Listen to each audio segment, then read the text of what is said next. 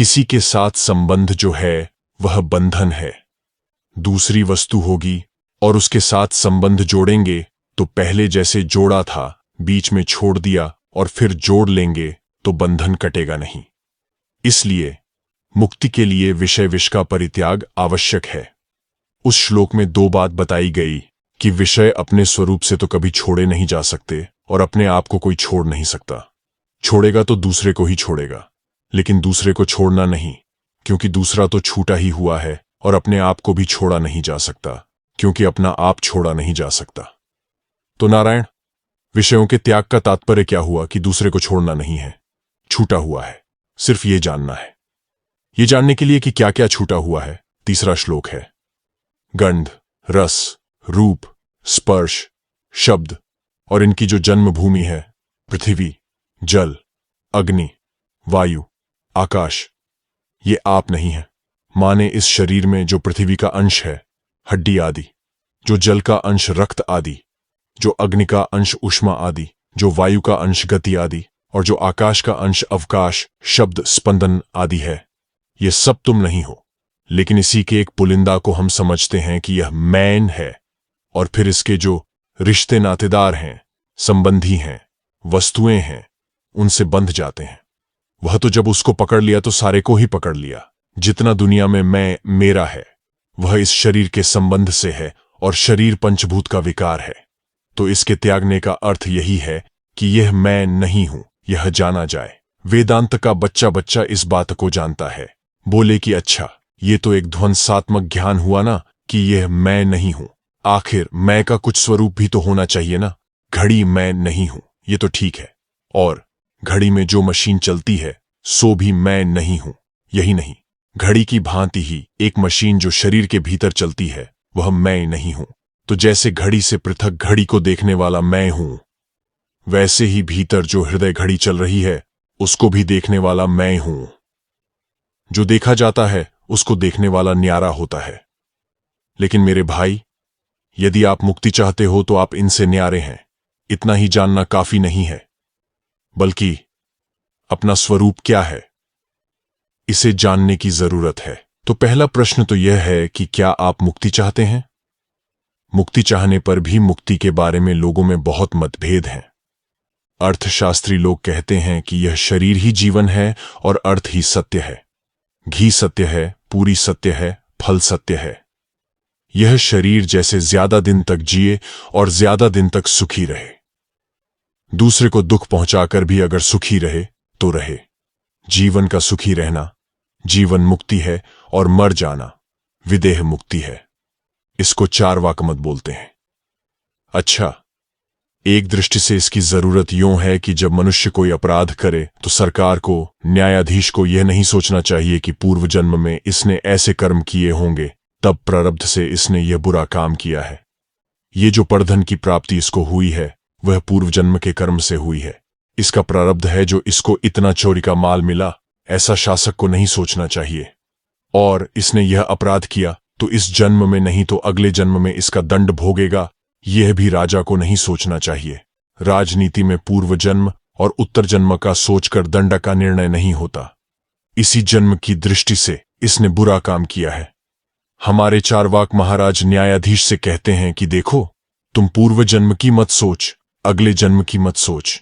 इस जन्म में इसने बुरा किया है, शरीर से बुरा किया, और इसी शरीर से भारी दंड भी भोगे। जैसे सरकारी वकील होते हैं वैसे ये चारवाक जी महाराज हैं। ये चारवाक जी राजा को सलाह देते हैं कि तुम ये मत कहो कि इसने परस्त्री से संबंध किया, ये इसका प्रारब्ध था। तुम ये मत कहो कि इस जन्म में पाप किया है और अगले जन्म में इसका फल मिलेगा। तुम तो इस पापी को इसी जन्म में इसके पाप की सजा दो। यह चारवाक मत है और यह बहुत उपयोगी है। आज तक सबने इसका खंडन किया।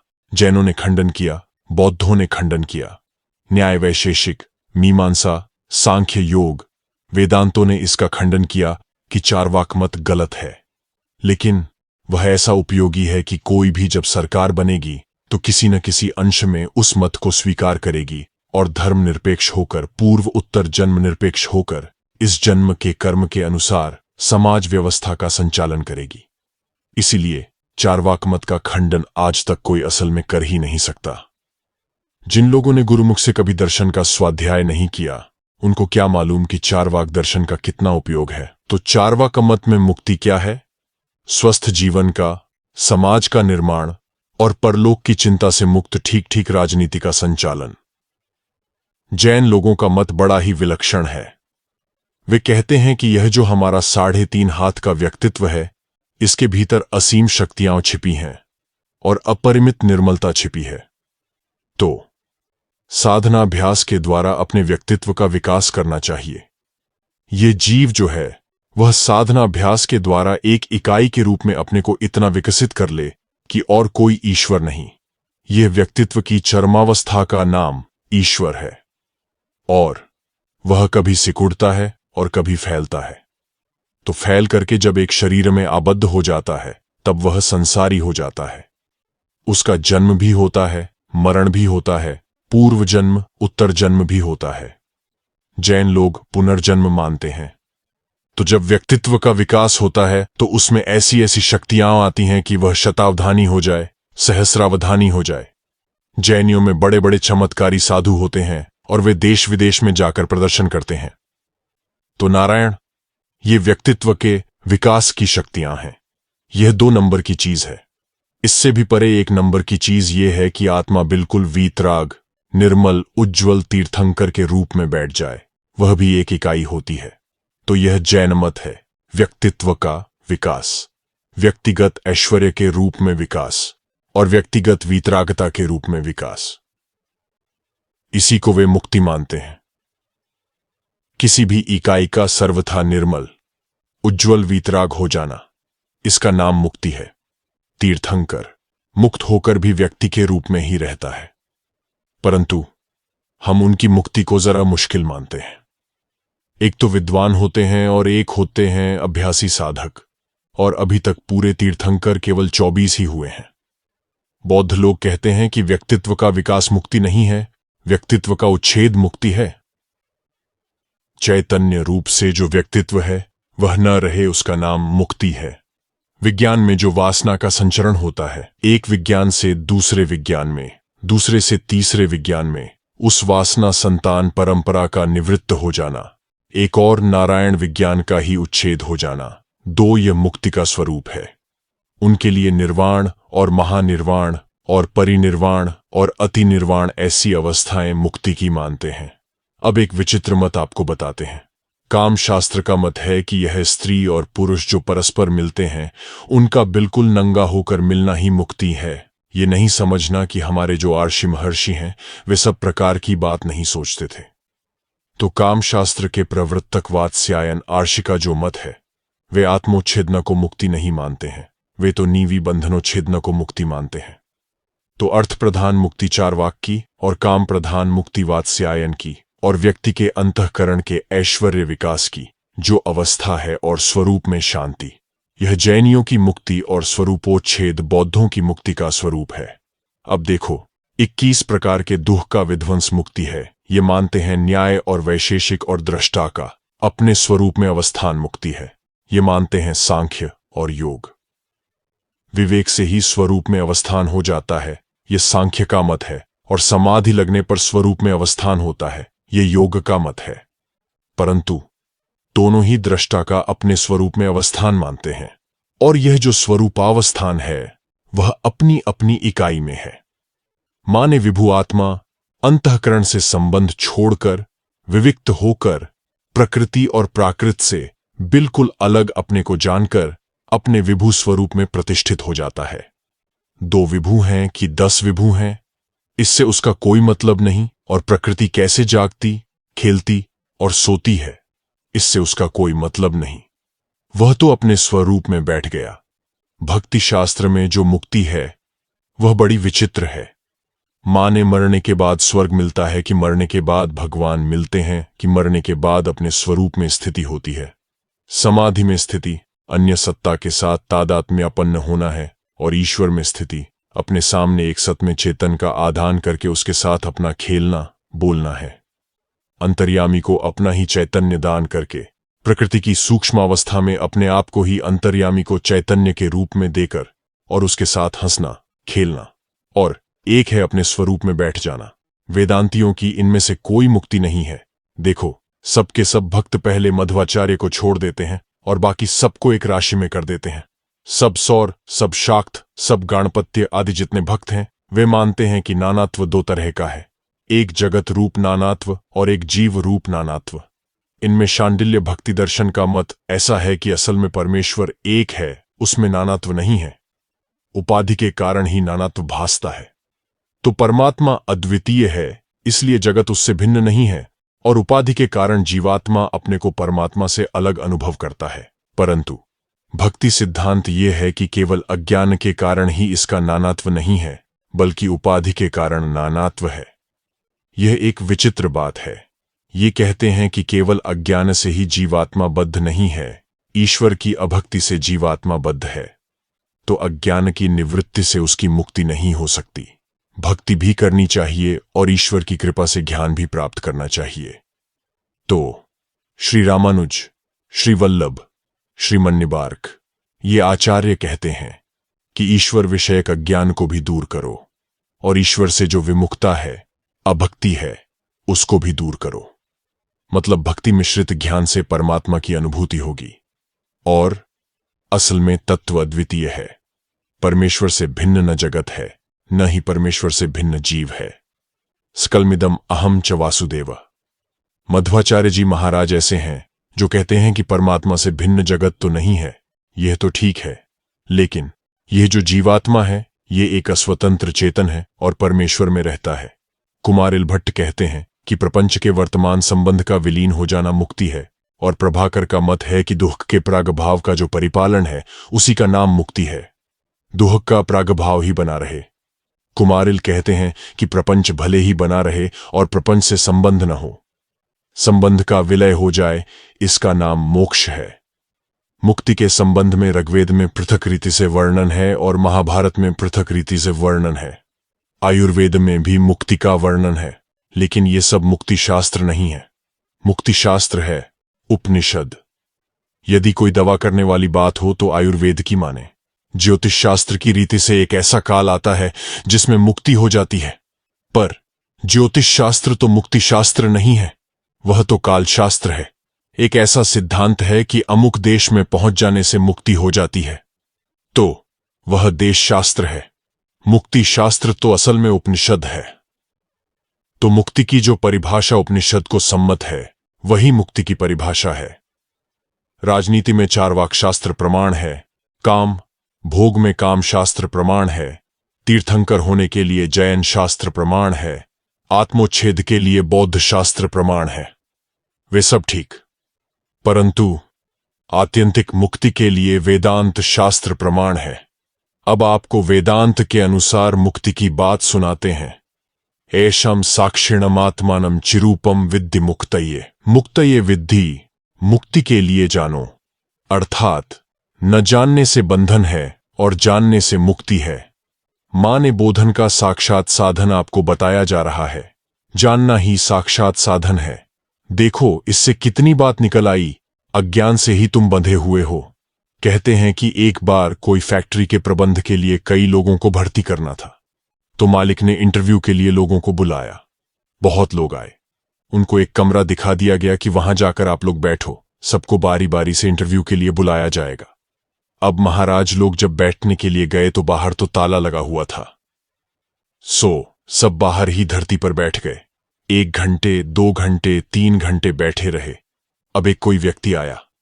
उसने पूछा कि क्यों जी, आप लोग भी इंटरव्यू के लिए बुलाए गए? हम भी इंटरव्यू के लिए बुलाए गए हैं, पर तुम लोग कमरे के बाहर धरती पर क्यों बैठे हुए हो? उन्होंने बताया कि हमको भीतर बैठने के लिए कहा गया था, लेकिन उस पर तो ताला लगा हुआ है।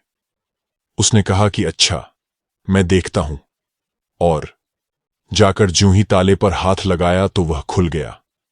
वास्तव में वह बंद नहीं था, ऐसे ही लटका कर रखा हुआ था। अब मालिक आया तो उसने पूछा कि यह ताला किसने खोला?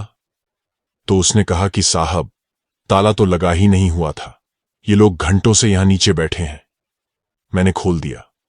मालिक बोले कि ठीक है, इंटरव्यू का कार्यक्रम पूरा हुआ, तुम हमारी फैक्ट्री के प्रबंधक होने योग्य हो। तो नारायण, ताला तो लगा ही नहीं है, हमें मुक्त होने के लिए कहीं किसी तरह की रुकावट किसी तरह का प्रतिबंध नहीं है, केवल एक नकली ताला है। न जानने से जो बंधन होता है वह सच्चा बंधन नहीं होता। वह तो न जानना ही वहां बंधन है, और जानने से जो बंधन कट जाता है और मुक्ति हो जाती है वह असल में पहले से मिली हुई ही होती है। जानने से जो वस्तु मिलती है वह अनमिली नहीं होती। तो जब हम ये कहते हैं कि मुक्तये विद्धि, मुक्ति के लिए जानो, तो इसका अर्थ होता है कि बंधन बिल्कुल है नहीं और मुक्ति तुम्हारा स्वरूप है। आत्मानम विद्धि। अब प्रश्न यह उठा कि अच्छा, जब मुक्ति के लिए केवल जानने की ही जरूरत है तो किसको जाने? बोले, आत्मानम विद्धि। और किसी दूसरे को जानने की जरूरत नहीं है। आत्मानम विद्धि। दूसरे को जानते जानते तुम्हारे जन्म पर जन्म भी गए। दूसरे को जानोगे तो तुम कैसे मुक्त होगे? अगर दूसरे को जानोगे कि यह बद्ध है तो भी तुम मुक्त नहीं होगे, और दूसरे को जानोगे कि यह मुक्त है तो भी तुम मुक्त नहीं होगे। तुम्हें तो अपने बारे में ही जानना है कि मैं बद्ध हूं कि मुक्त हूं, बंधन कुछ है कि नहीं, मुक्ति कुछ मिलती है कि नहीं। तो नारायण, आत्मानम विद्धि, अपने आप को जानो। बोले कि क्या जाने अपने आप को? तो देखो, अपने आप के बारे में जानने के लिए दो बात बताते हैं। एशान साक्षिणम चिरूपम आत्मानम विद्धि, अयम साक्षी आत्मा चिन्मात्र चिरूप इति विद्धि। एशान साक्षिणम का अर्थ, पहले देखो, पृथ्वी, जल, अग्नि, वायु, आकाश, इनके लिए है एशान। एशान दृश्यमाना नाम, अनेकेशाम, दो बात एशान में से निकलती है। संस्कृत की प्रकृति जानने वाला जान जाएगा। एशान माने यह, और एशाम में जो बहुवचन है उससे क्या निकला? अनेक। अयम पृथ्वी, अयम जलम, अयम अग्नि, अयम वायु। तो यम, इदम, अयम इति एते, एशाम, एतेशां। तो एशां साक्षिणम माने यह जो अनेक पदार्थ तुमको दृश्य के रूप में दिखाई पड़ रहे हैं, इनके तुम साक्षी हो। यह कहने का वेदांत में बड़ा अर्थ होता है। ऐसा नहीं समझना कि घट का दृष्टा घट से भिन्न और दृश्य का दृष्टा मैं दृश्य से भिन्न, ऐसे नहीं होता है। ये तो बच्चों के लिए शुरू शुरू में ऐसे सिखाया जाता है। हमारे काशी के बड़े वैष्णव विद्वान ने शास्त्रार्थ में ऐसे कह दिया कि यों ही गर्दभ जानाति स गर्दभम न भवति। जो गधे को जानता है वह गधा नहीं होता है। तथैव यो ही ब्रह्म जानाति स ब्रह्म न भवति। इसीलिए जो ब्रह्म को जानता है वह ब्रह्म नहीं होता है। तो भाई, तुम्हारी बुद्धि तो बहुत बढ़िया है, लेकिन श्रुति तो कहती है ब्रह्म वेद ब्रह्मेव भवति। सो तुम्हारा अनुमान तो श्रुति से विरुद्ध है। ब्रह्मेव सन ब्रह्माप्येति। जो ब्रह्म है वही ब्रह्म होता है। जो ब्रह्म को जान लेता है वह ब्रह्म हो जाता है। सो तुम्हारी अक्ल श्रुति का बात कर रही है। शांडिल्य भक्ति दर्शन में लिखा है कि प्रत्येक जीव के 3 आंख होती है, एक शब्द, एक लिंग और एक अक्षी। शब्द नयन, लिंग नयन और अक्षी नयन। अक्षी नयन माने प्रत्यक्ष और लिंग नयन माने अनुमान और शब्द नयन माने शब्द प्रमाण। तो ये जो परमात्मा का दर्शन होता है वह अक्षी नयन से भी नहीं होता है और लिंग नयन से भी नहीं होता है। शब्द नयन से परमात्मा का दर्शन होता है। तो आपको यह मालूम होना चाहिए कि कैमरे में फोटो उसी चीज की खींचती है जो कैमरे में किसी न किसी तरह से पहुंच जाती है। माने कैमरे में जो प्रतिबिंबित होता है उसकी फोटो खींचती है और जो प्रतिबिंबित नहीं होता उसकी फोटो नहीं खींचती है। माने वस्तुअंश की फोटो नहीं खींचती है, प्रतिबिंबांश की फोटो खींचती है। तो हमारे अंतःकरण में बाहर की वस्तुओं का कितना ज्ञान होता है। हम आपको वेदांत की प्रक्रिया सुना रहे हैं। आपको बाहर की चीजों का कितना ज्ञान होता है जितना आप अपने हृदय में देखते हैं। घड़ा आंख के रास्ते से पहले हृदय में पहुंचता है और हृदय में जब घड़ा देखा जाता है तब घड़ा देखा जाता है और मैं घड़े को जानता हूं, यह ज्ञान होता है। जब तक अंतःकरण में घट प्रतिबिंबित नहीं होगा तब तक घट का ज्ञान नहीं होगा, और जब तक यह समग्र प्रपंच आपके अंतःकरण में प्रतिबिंबित नहीं होगा तब तक आपको प्रपंच का ज्ञान नहीं होगा। भूत का, भविष्य का, वर्तमान का, यूरोप का, अमेरिका का, एशिया का जितना भी ज्ञान आपको होता है वह पहले अंतःकरण वृत्ति में आकर तब झात होता है। जो वृत्ति में नहीं आवेगा वह अज्ञात ही रहेगा। है कि नहीं है इसका निश्चय भी नहीं होगा, अनिर्वचनीय ही है। अच्छा जी, आने दो वृत्ति में। अब देखो, आपकी वृत्ति में आया एक आदमी स्त्री है अथवा पुरुष है, इससे हमारा कोई मतलब नहीं है। तो एक आदमी आपके अंतःकरण में आया। अब उस अंतःकरण के दृष्टा आप हैं कि नहीं? बिल्कुल आप हैं। तो उस अंतःकरण में आई हुई चीज को देखने वाला कौन हुआ? आप ही हुए ना? तो देखो, हमको स्वामी अनंतानंद जी महाराज हमारे अंतःकरण में दिखाई पड़ रहे हैं। अब अंतःकरण में दिखने वाले जो अनंतानंद जी हैं, उनका आत्मा और उस अंतःकरण को देखने वाला मैं, ये दोनों दो हैं कि एक है? उस अंतःकरण की वृत्ति में जो अनंतानंद जी हैं, उनकी आत्मा और मेरी आत्मा एक ही है, एक नहीं है। ऐसा जो मालूम पड़ता है वह प्रातिभासिक है, वह भ्रम है। जो अंतःकरण का दृष्टा है वही अंतःकरण वृत्ति में आरूढ़ पदार्थ का भी दृष्टा है। जैसे आंख बंद करके आप अपने अंतःकरण में धरती देखते हैं, तो वह धरती और आपका अंतःकरण एक है और दोनों का दृष्टा एक है। अब यह कहो कि बाहर धरती न होती तो अंतःकरण में दिखती कहां से? अरे, अंतःकरण में यदि दिखी न होती तो बाहर दिखती कहां से? तो पहले बाहर की पहले भीतर। बौद्ध लोग कहते हैं कि पहले भीतर पीछे बाहर, और नैयायिक वैशेषिक कहते हैं कि पहले बाहर पीछे भीतर। लेकिन वेदांती कहते हैं कि यह बाहर और भीतर दोनों तुम्हारे अंतःकरण की एक वृत्ति। इसलिए बाहर भीतर, पहले पीछे और स्थूल सूक्ष्म समग्र वृत्तियों का साक्षी एक है। वह साक्षी जो अपना आत्मा है, सबको प्रकाशित करने वाला है। इतनी बात जो यहां तक मैंने समझाई, वह बिना वेदांत के भी समझ में आती है। योगाभ्यास से समझ में आती है, सांख्य विवेक से समझ में आती है, जैन साधना आदि से समझ में आती है कि जो कुछ हमारे कैमरे में आता है वह कैमरे में है, उसी की फोटो खींचती है, और जो बाहर है उसी की फोटो आती है।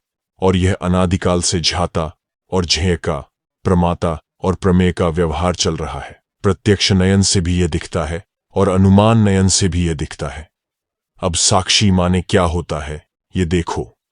साक्षी शब्द वैयाकरणों के द्वारा एक सुनिश्चित संज्ञा है।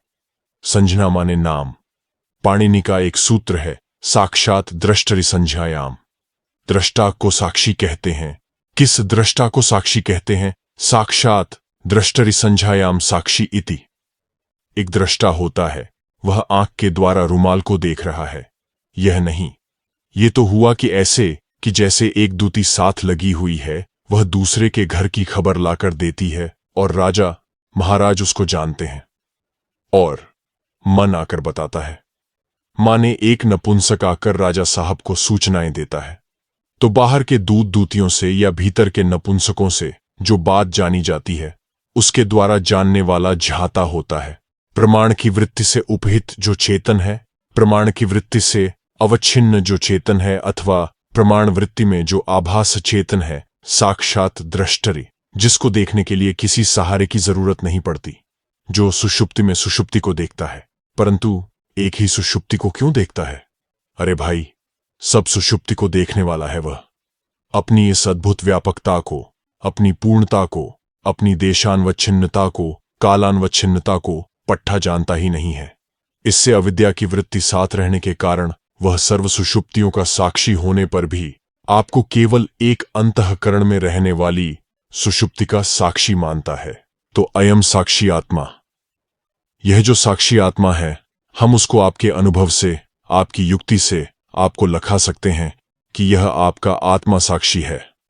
साक्षात द्रष्टरि संज्ञायाम, साक्षात पश्यति कदाचित परोक्षम न भवति, दृश्यम न भवति, कर्ण सापेक्षम न भवति।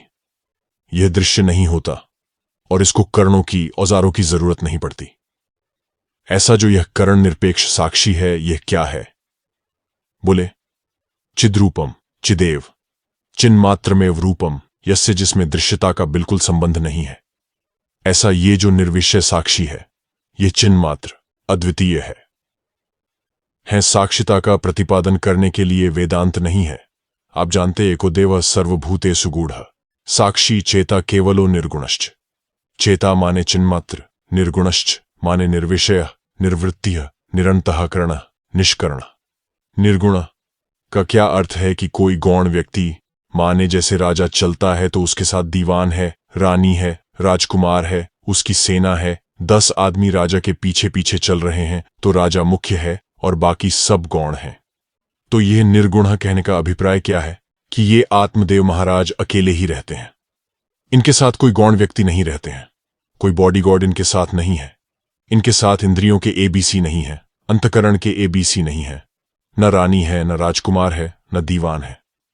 अद्वैतम विराजते बिना किसी दूसरे का सहारा लिए ही ये विराजमान रहते हैं। तो वेदांत का दृष्टिकोण यह है, देखो, झाता वह होता है जो दो आंख से देखता है, माने प्रत्यक्ष से या अनुमान से जो जाने वह झाता है, और जो इन झाताओं को देखता है उसको दृष्टा बोलते हैं। और दृष्टा जो है वह पृथक पृथक शरीर में पृथक पृथक सुषुप्ति को देखता है, और उस दृष्टा में वास्तविक भेद नहीं है, इसलिए भेद रहित दृष्टा को साक्षी बोलते हैं। और वह जो साक्षी है वह साक्ष्यापेक्ष है, माने किसी को देखने वाला साक्षी है। तो वेदांत कहता है कि यह साक्षी ब्रह्म है और दूसरा नहीं है।